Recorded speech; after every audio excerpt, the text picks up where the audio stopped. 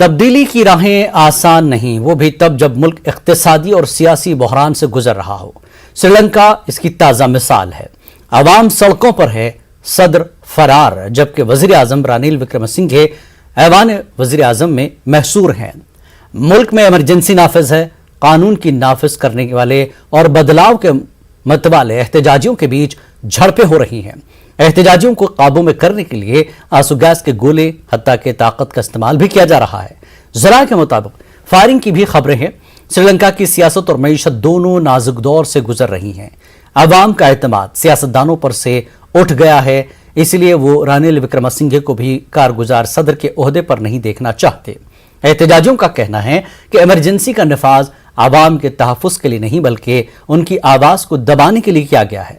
ان کا یہ بھی دعویٰ ہے کہ وزیر اعظم وکرمسنگھے ایمرجنسی کا اعلان نہیں کر سکتے کیونکہ انہیں ایسا کرنے کا اختیار نہیں ہے۔ Because this is the Prime Minister's office, one of the branches, and Prime Minister Wickremesinghe has been working out of here, and they want him to also resign along with the President, because otherwise, according to our Constitution, when the President resigns, the Prime Minister becomes interim or acting President. Well, when the protesters started coming, there was tear gas, so I am a resident, and it came into our homes as well, but then the barriers have been breached. And the protesters have now gone towards the entrance, but they have moved special forces, armed army troops, just moved in through the road, and they have deployed themselves inside. So we certainly hope that there will not be weapons used against unarmed protesters, because that will be a gross violation of PDP